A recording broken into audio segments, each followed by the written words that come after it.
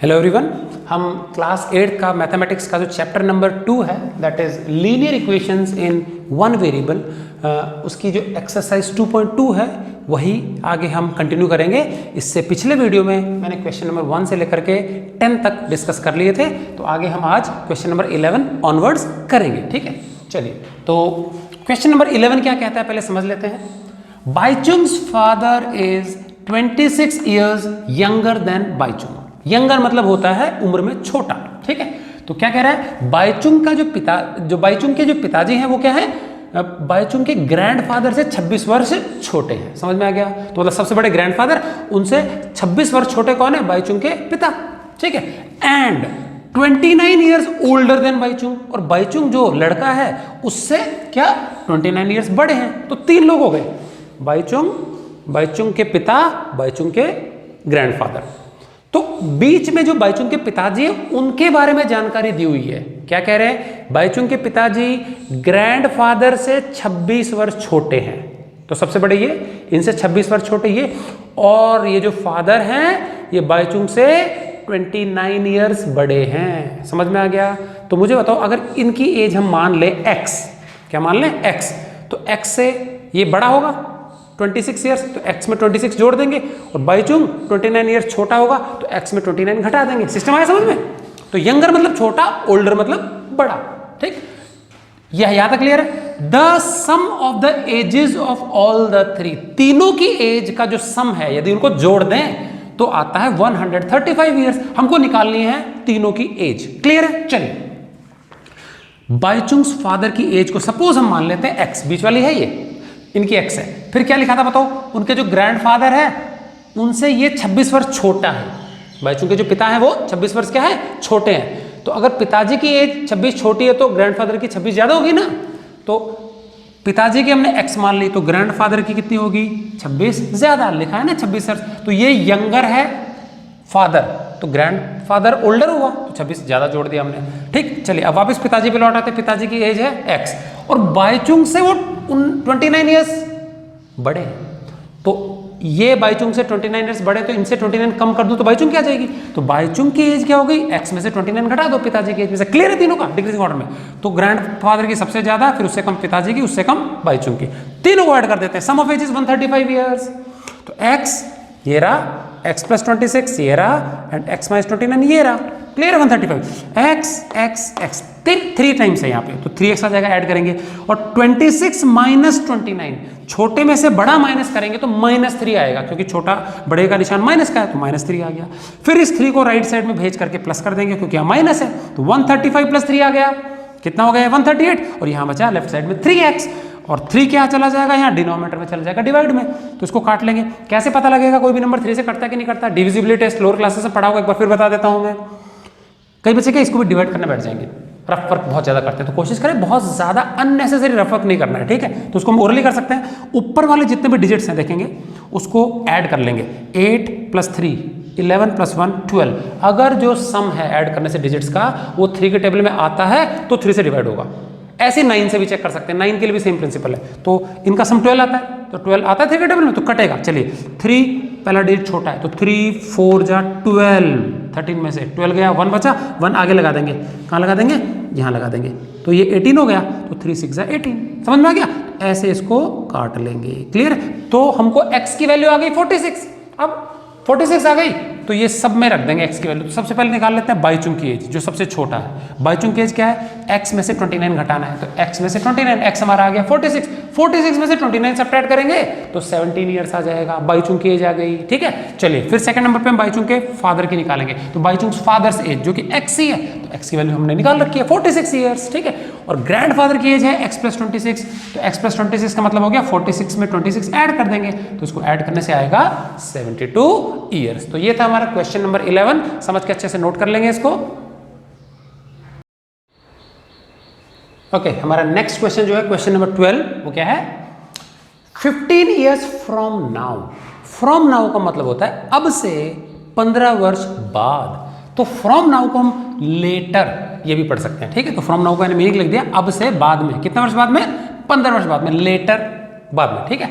So 15 years from now, अब से 15 वर्ष बाद क्या होगा, Ravi's age will be 4 times his present age. Ravi की जो एज है कितनी हो जाएगी 15 साल बाद, अब जितनी उससे 4 गुना हो जाएगी। समझ में आ गया, अब जितनी उससे 4 गुना हो जाएगी, ठीक है। चलिए, तो हमको क्या पूछा, what is Ravi's present age, Ravi की प्रेजेंट एज क्या है। उससे पहले एक चीज और बता दूं मैं, अगर किसी पर्सन की हमको परसेंटेज पता है, सपोज एक पर्सन है 10 साल का, ठीक है, और पूछा जाए कि उसकी एज 3 साल बाद कितनी हो जाएगी, तो सीधी बात है 3 साल बाद 3 साल बड़ा हो जाएगा वो, तो 10 में 3 ऐड कर देंगे, कितना आ जाएगा 13 ईयर्स। अच्छा, अगर कोई पूछे कि अभी 10 वर्ष है एज और 2 साल पहले कितनी थी पास्ट में, अगो, तो 2 कम कर देंगे, सीधी बात है। पहले जाना है, पहले की एज निकालनी है, तो जितने साल पहले की निकालनी उतनी कम करना पड़ेगा प्रेजेंट एज में से, और जितने वर्ष बाद की निकालनी है उतना ऐड करना पड़ेगा प्रेजेंट एज में। क्लियर है, तो ध्यान देंगे इस चीज को। 15 ईयर्स फ्रॉम नाउ, अब से 15 वर्ष पश्चात रवि की एज जो है हो जाएगी, कितनी हो जाएगी 4 टाइम्स, 4 गुना हो जाएगी उसकी प्रेजेंट एज के। क्लियर है, तो पूछ रहा है कि रवि की प्रेजेंट एज कितनी है, तो जो पूछा जाए उसको एक्स मानना है, लेट मान लेते हैं। तो फ्रॉम नाउ का मीनिंग समझ में आ गया, लेटर बाद में, let Ravi's present age, suppose Ravi की प्रेजेंट एज क्या एक्स है, तो क्या कह रहा है 15 वर्ष बाद क्या होगा, तो लिखेंगे रवीज एज, रवि की एज 15 ईयर्स लेटर, 15 वर्ष बाद क्या होगा, क्वेश्चन कह रहा है 15 वर्ष बाद 4 गुना हो जाएगा प्रेजेंट एज के, तो 4 टाइम्स, टाइम्स मतलब होता है मल्टीप्लाई, इनटू क्या प्रेजेंट एज तो एक्स है, तो अभी एक्स है, 15 साल बाद 4 गुना एक्स 4x। यहां तक क्लियर है। चलिए, 15 साल बाद की एज हमने तो क्वेश्चन को पढ़ के निकाली, अब खुद का दिमाग यूज करके भी निकाल लेते हैं। तो प्रेजेंट एक्स है, अभी एक्स है, और 15 साल बाद क्या होगा, 15 साल बड़ा हो जाएगा, तो एक्स में 15 ऐड करने से भी तो आएगी। समझ में आ गया, तो एक और बार निकालते हैं। But Ravi is present age, ये तो क्वेश्चन की सुन के निकाला, अब खुद की भी सुन लेते हैं। रवि की प्रेजेंट एज 15 साल बाद कैसे निकलेगी, अब की जो है वो प्लस 15 जोड़ देंगे। समझा गया, जैसे मैंने बताया था, आगे के निकालनी है कितने वर्ष बाद उतने जोड़ना है, पीछे के निकालनी है कम करना है, ठीक है। तो 15 प्लस 15 15 जोड़ दिया, किसमें, एक्स में जोड़ दिया। अब मुझे बताओ, इन दोनों को देखो, ये भी 15 साल बाद की एज है रवि की, और ये भी 15 ईयर्स बाद की रवि की एज है, तो दोनों सेम ही होने चाहिए। रवि जो है 15 साल बाद अलग अलग एज का तो हो नहीं सकता, सेम ही होगा, तो ये दोनों इक्वल होंगे। तो 4x किसके बराबर आएगा, x प्लस 15, रवि एक इंसान की एज है 15 साल बाद की, तो जो 4x है ये वाली एज इसके बराबर ही आनी चाहिए, x प्लस 15। x को लेफ्ट साइड में ट्रांसपोज कर देंगे तो माइनस हो जाएगा, तो 4x माइनस 3 कितना आया, 15 आया। 4x में से x माइनस किया तो कितना आएगा 3x, और यहाँ बचेगा 15, और 3 फिर यहाँ ट्रांसपोज करेंगे, डिवाइड में चल जाएगा नीचे, 15/3, और ये कट के कितना आएगा 5। तो हमको पता लगा फाइनली रवि की जो प्रेजेंट एज है वो कितनी आ गई, 5 ईयर्स आ गई। समझ में आ गया। अब देखो 5 ईयर्स आ गई, तो कह रहा है 15 साल बाद 5 4 जा 20, और 5 में 15 जोड़ेंगे तो भी 20, तो सेम ही आने वाला है। क्लियर है, तो ये था हमारा क्वेश्चन नंबर 12। नेक्स्ट हम चलते हैं क्वेश्चन नंबर 13 की ओर।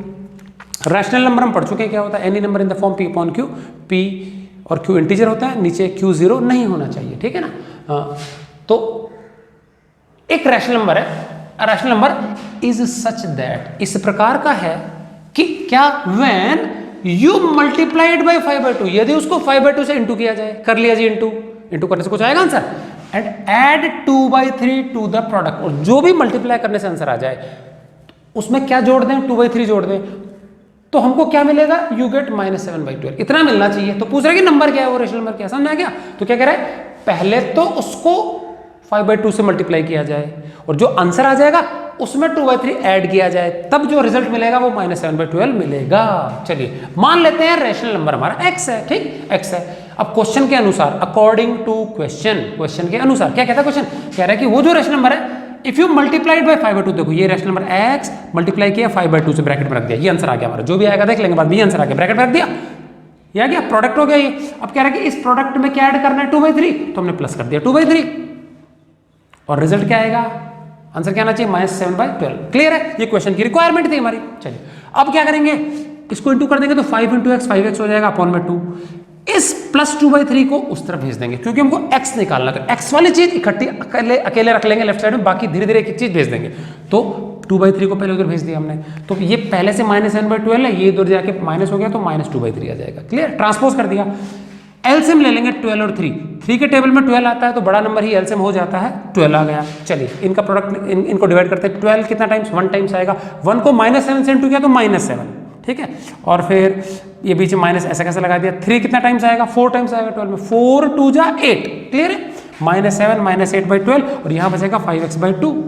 अच्छा माइनस है दोनों के, दोनों जो नंबर है वो माइनस के हैं, और माइनस के नंबर्स ऐड होते हैं, आंसर माइनस में ही आएगा, समझ में आ गया? तो कितना आ जाएगा, माइनस का 15 आ जाएगा, ठीक है कि नहीं? क्या ध्यान देना, माइनस के नंबर्स ऐड होते हैं तो माइनस में आंसर आता है, और मल्टीप्लाई होने में माइनस कैंसिल हो जाता है। अगर ये मल्टीप्लाई होते तो 7 8 से 56 आता, -7 × -8, लेकिन ये माइनस है तो -15।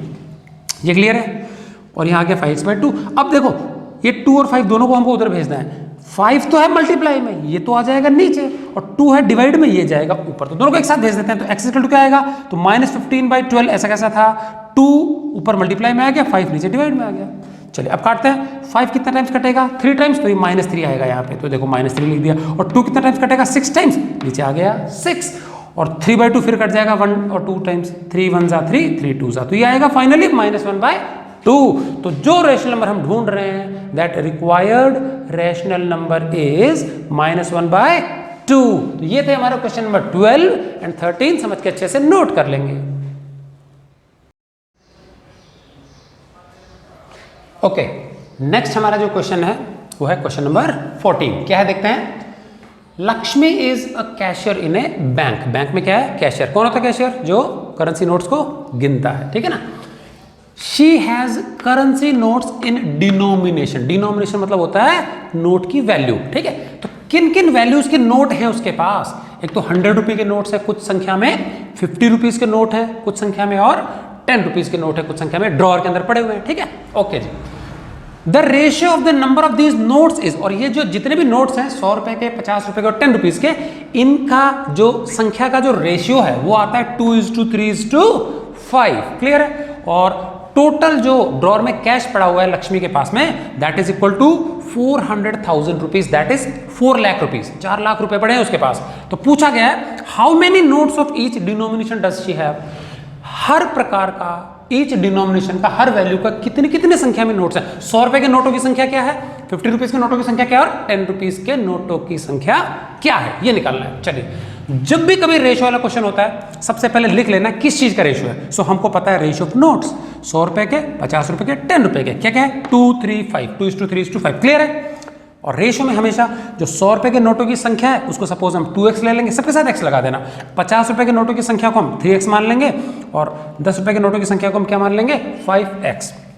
So let number of 100 rupee note, 100 रुपए के नोटों की संख्या 2x है, नंबर ऑफ 50 रुपीज नोट, 50 रुपए के नोटों की संख्या कितनी हो गई, 3x, एंड 10 रुपीज नोट्स का जो नंबर है वो कितना हो गया, संख्या 5x हो गया। ये क्लियर है। अब एक छोटा सा सिस्टम समझते हैं। मान लीजिए ये तो है 100 रुपए का नोट,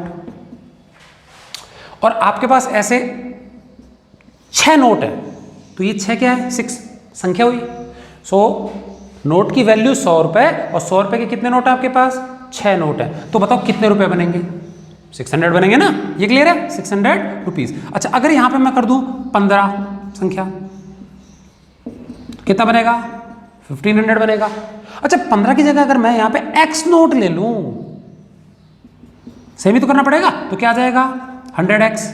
क्लियर है। अच्छा, तो मतलब मेरे पास नोट की वैल्यू पता और संख्या, तो वैल्यू और संख्या को इनटू करने से you will get the amount of money, उस डिनोमिनेशन में कितना आएगा। ठीक है, चलिए देखते हैं।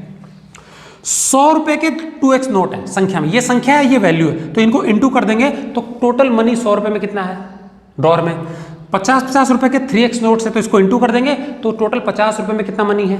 एंड 10-10 रुपए के 5x नोट्स हैं, तो इनको इनटू कर देंगे तो 10 रुपए में कितनी वैल्यू है मनी की। समझ में आ गया वैल्यू ऑफ मनी। तो देखेंगे अकॉर्डिंग टू क्वेश्चन क्या कहता है, चलो चेक करते हैं। 100 रुपीज के 2x नोट है, तो 100 को 2x से इनटू कर देंगे तो will get the money present in 100 rupee notes. इतना रुपीज 100 रुपए में है।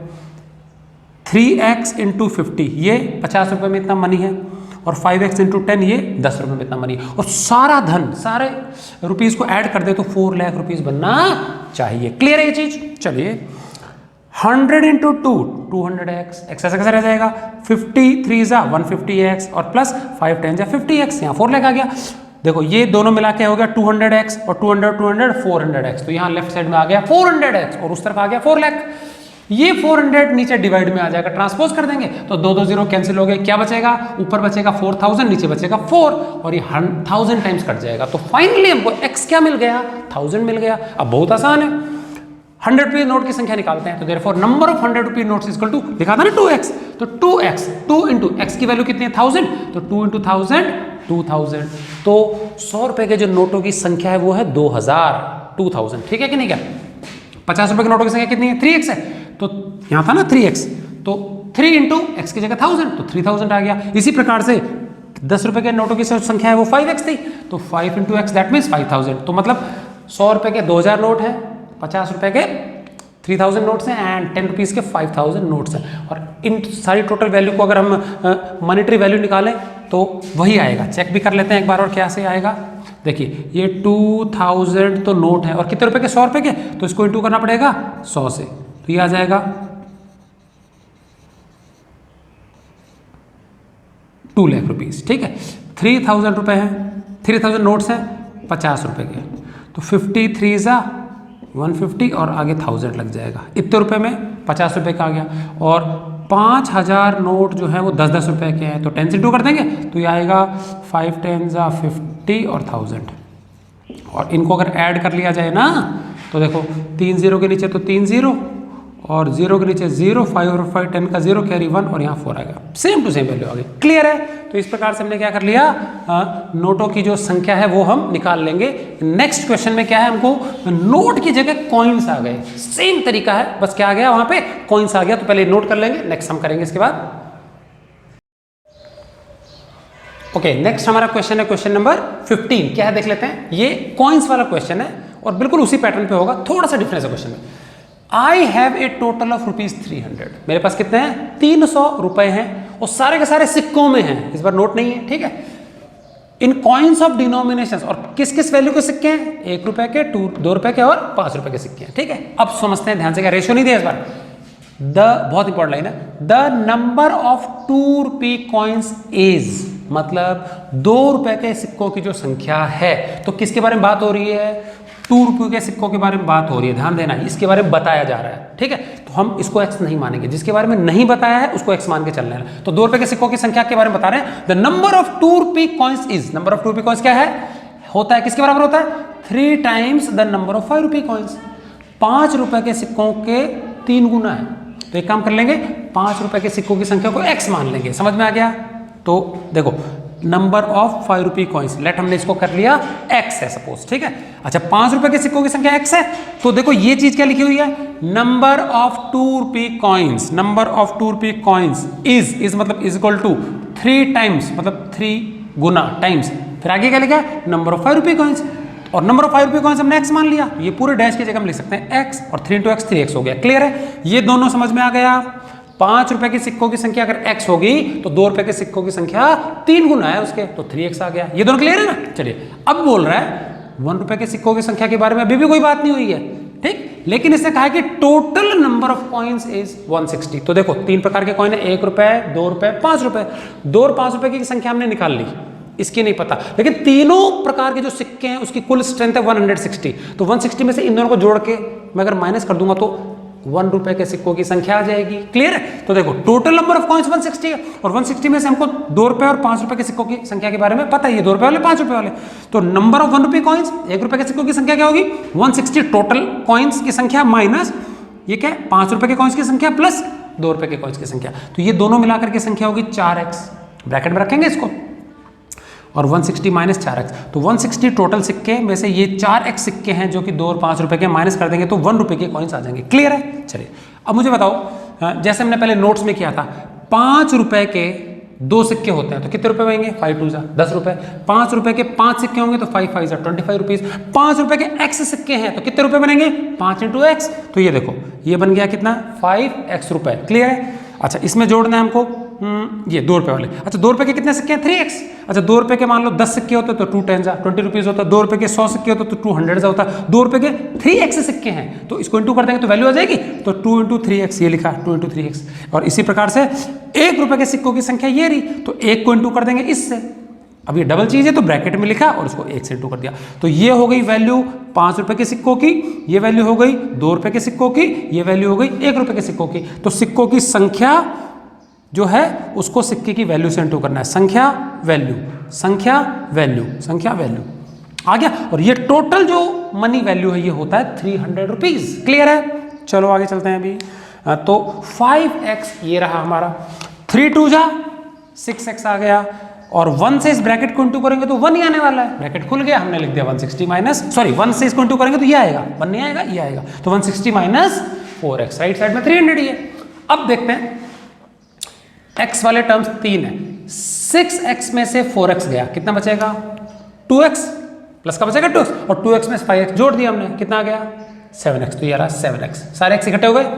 160 को हमने एक बार यही लिख लिया और यहाँ पे है प्लस में और इक्वल टू 300, 160 को फिर हम ट्रांसपोज कर देंगे, RHS में माइनस हो जाएगा, तो 7x इधर ही रह जाएगा, 300 माइनस 160, और 300 में से 160 माइनस हुआ तो कितना बचेगा 140 बचेगा, और 7 फिर यहाँ मल्टीप्लाई में तो ट्रांसपोज कर देंगे तो राइट साइड में डिवाइड में चल जाएगा, और 7 2 सा कटेगा और 2 0 20 आ जाएगा यहाँ पे। तो x की वैल्यू जो है हमारी कितनी आई 20। अब x की वैल्यू क्या थी बताओ, ये 5 रुपए के सिक्कों की संख्या है, तो देयरफॉर नंबर ऑफ 5 रुपए कॉइन्स क्या आ गया हमारा x 20 आ गया। ठीक, अब सेकंड नंबर पे क्या है 2 रुपए कॉइन्स की संख्या हमारी 3x है, तो देयरफॉर नंबर ऑफ 2 रुपए कॉइन्स 3x, तो 3 को इंटू कर देंगे x की वैल्यू 20 से, तो 3 20 से 60, तो 60 जो सिक्के हैं 60 वो 2 रुपए के सिक्के हैं। क्लियर है? और जो अगला क्या है हमारा 1 रुपए कॉइन्स, इसकी वैल्यू हमने पता है, इसकी संख्या कितनी है 160 माइनस 4x, तो 160 माइनस 4x सिक्के, तो 160 माइनस 4 इंटू x की वैल्यू 20, 4 20 80, और 100 सॉरी यहाँ आएगा 60 में से 80 गया तो कितना आ जाएगा 80 आ जाएगा। ठीक है, तो टोटल 80 कॉइन्स जो हैं वो 1 रुपए के हैं। समझ में आ गया? तो तीनों प्रकार के कॉइन्स की हमको संख्या मिल गई है, और अगर हम टैली करना चाहें तो टैली भी कर सकते हैं बड़े आराम से। 20 रुपीज़ जो है 20 सिक्के हैं 5-5 रुपए के, तो 100 रुपए तो ये हो गए। फिर 60 सिक्के हैं 2-2 रुपए के, दिस मेक 120 रुपीज़, एंड 80 सिक्के हैं 1 रुपये के, तो this will make 80 rupees. Add करेंगे तो ये 200 और 100 300 आ जाएगा आराम से। क्लियर है? तो हम इस प्रकार से टैली भी कर सकते हैं, क्रॉस चेक कर सकते हैं। तो ये था हमारा क्या क्वेश्चन नंबर 15, समझ के नोट करेंगे आराम से। ओके, हम आ पहुंचे हैं एक्सरसाइज के लास्ट क्वेश्चन पे, क्वेश्चन नंबर 16। क्या देखते हैं, द ऑर्गेनाइजर्स, ऑर्गेनाइजर होते हैं आयोजक, जो किसी भी चीज का कोई भी ऑर्गेनाइज करते हैं इवेंट, ठीक है कि नहीं, क्या तो आयोजक। The organisers of an essay competition, ठीक है, ऐसे कॉम्पिटिशन का आयोजन किया जा रहा है, उसके जो ऑर्गेनाइजर्स है क्या है, डिसाइड दैट, क्या निश्चय करते हैं वो, a winner in the competition gets a prize of ₹100। कोई भी अगर विनर होगा जिसका ऐसे अच्छा लगा तो जीतने वाले को कितना प्राइज मिलेगा, 100 रुपए का प्राइज मिलेगा। एंड ए पार्टिसिपेंट, और अगर किसी ने सिर्फ पार्टिसिपेट भी कर लिया और जीता नहीं है तो उसको भी कम से कम क्या है 25 रुपीज़ का प्राइस मिलेगा। समझा गया? तो सीधी बात है, जिसका ऐसे अच्छा लगा उसको तो 100 रुपये देंगे, और जिसका अच्छा नहीं लगा लेकिन फिर भी क्या है पार्टिसिपेट तो किया है उसको भी 25 रुपीज़ मिलेगा कंसोलेशन प्राइस के नाम पे। ठीक है, तो पूछा जा रहा है the total prize money distributed is 3000 rupees, 3000 रुपये का कुल प्राइस बटा उस दिन, ठीक है कि नहीं, क्या सभी में मिला करके। Find the number of winners, और बोल रहा है कि कितने लोग जीते ये निकालना है हमको। If the total number of participants is 63 लोगों ने हिस्सा लिया, कितने जीते नहीं पता, टोटल प्राइज मनी कितना बटा 3000 रुपीज, जीतने वाले को कितना मिला 100 रुपीज, नहीं जीतने वाले को कितना मिला 25 रुपए। क्लियर है सारी समझ? चलो निकालना क्या है, मैंने अंडरलाइन कर दिया है, find the number of winners, ये निकालना है। तो जो नहीं पता जो निकालना है उसको x मान लेंगे, let the number of winners is equal to x। अभी टोटल पार्टिसिपेंट 63 हैं, जीते x, तो जो नहीं जीते कैसे निकालेंगे 63 माइनस x, तो नंबर ऑफ विनर्स x है, तो number of participants who did not win, जो नहीं जीते, पूरे जो है टोटल उसमें से जीतने वाले हटा दो तो बचे कुछ जो नहीं जीते 63 माइनस x। अब समझेंगे, ये जो जीतने वाले हैं जितने भी हैं हर एक को 100 रुपए मिले, तो x लोगों को प्रत्येक को 100 रुपए मिलेंगे, तो टोटल कितने रुपए बटे 100 इंटू एक्स, मान लीजिए 5 हैं तो 5 इंटू 100 500 रुपए, ये 15 है तो 15 इंटू 100 1500 रुपए। समझे क्या? तो x है तो 100x, तो मनी डिस्ट्रीब्यूटेड अमंग विनर्स, जीतने वाले लोगों में कितने पैसे मिलेंगे, कितने रुपए मिलेंगे, x लोग जीते इंटू 100 रुपए, तो 100x हो गया। इसी प्रकार से मनी डिस्ट्रीब्यूटेड अमंग नॉन, जो नहीं जीते इतने लोग हैं 63 माइनस एक्स, और प्रत्येक को 25 रुपए मिले तो 25 इंटू कर देंगे, तो ये पैसा बटा जीतने वालों में, ये पैसा बटा नहीं जीतने वालों में, और दोनों मनी वैल्यूज को ऐड कर देंगे तो टोटल अमाउंट हमारा जो प्राइस मनी है वो 3000 आना चाहिए। ठीक है, तो क्या होगा बताइए, यहाँ पे ये जीतने वालों को मिला 100x, ये नहीं जीतने वालों को मिला 63 माइनस एक्स इंटू 25, इसको ब्रैकेट में रखेंगे। ठीक, डबल चीज है, और इक्वल टू 3000 आ गया। चलिए सबसे पहले 100x ऐसा कैसे लिख लिया, 25 को दोनों से इंटू करना है बारी बारी, ठीक है, ब्रैकेट ओपन करने के लिए। हम 25 को शुरू में भी लिख सकते हैं, लास्ट में भी लिख सकते हैं, कम्यूटेटिव प्रॉपर्टी पता है ना, मल्टीप्लिकेशन में फर्क नहीं पड़ेगा रेशनल नंबर्स में। 25 इंटू 63 ये लिख दिया, माइनस 25 इंटू एक्स ये लिख दिया, सेम टू सेम। अब इसको इंटू कर लेते हैं, रफ वर्क में जाने की जरूरत नहीं है, 25 का टेबल सबको आता है। 25 3 जा कितना होता है 75, 7 कैरी यहाँ आ गया 5, यहाँ तक ठीक है। और 25 6 जा 150 होता है, क्योंकि 25 4 जा 100, 5 जा 125 और 6 जा 150, और 150 में 7 ऐड करना है तो 157, क्लियर है, वहीं ऐड कर लेंगे। चलिए ये 3000 ऐसा कैसा लिख दिया हमने। अब 100x में से 25x माइनस कर लेंगे, कितना बचेगा 75x, तो ये हमने सब्ट्रैक्ट कर लिया है, यहाँ आ गया और इसको इंटू करके यहाँ लिख लिया, ये सेम टू सेम ऐसा कैसा आ गया, क्लियर। अब 1575 यहाँ प्लस में है, उधर भेज देंगे राइट साइड में ट्रांसपोज करके तो माइनस का हो जाएगा, तो माइनस 1575 आ गया, और इसमें से माइनस कर लेंगे, कैरी ले लेंगे यहाँ से 9 9 10, यहाँ बचेगा 2, ठीक है। तो 10 में से 5 गया तो 5, 9 में से 7 गया तो 2, 9 में से 5 गया तो 4, और यहाँ 2 बच गया था, कैरी ले लिया था, मतलब 2 में से 1 गया तो 1, क्लियर है। और यहाँ आ गया 75। अब x यहीं छोड़ देंगे, 75 मल्टीप्लाई में डिवाइड में आ जाएगा। अब इसको काटना है, तो देखो दोनों के लास्ट में 5 5 है, तो मतलब 5 से कट जाएगा। किसी भी संख्या के लास्ट में 0 या 5 होता है तो 5 से कटता है, तो 5 से काट लेते हैं पहले इसको, ठीक है। तो 5 से कैसे काटेंगे, पहले नीचे वाला काट लेते हैं। 5 1 जा 5, कितना बचेगा, 7 में से 5 गया तो 2 बचा, यहाँ पीछे 2 लग जाएगा, और 2 5 25 हो गया, तो 5 5 जा 25, क्लियर है। तो ये तो कटा 15 टाइम्स। ऊपर वाला काटेंगे, 5 से पहला डिजिट छोटा है तो 14 दोनों साथ ले लेंगे, तो 5 2 जा 10, 14 में 10 2 बार में जाएगा, तो 5 2 जा 10, कितना बच गया एक्स्ट्रा 4, ये 4 इसके पीछे लग जाएगा, इसके पीछे 4 लग गया तो कितना हो गया, ये 42 हो जाएगा, तो 5 8 जा 40 हो गया, फिर एक्स्ट्रा कितना बच गया 2, ये 2 आगे लगा देंगे तो 25 हो गया, तो 5 5 जा 25, समझ में आ गया। तो इस प्रकार से हमने ये निकाले, ये रब कर देता हूँ मैं, ठीक है।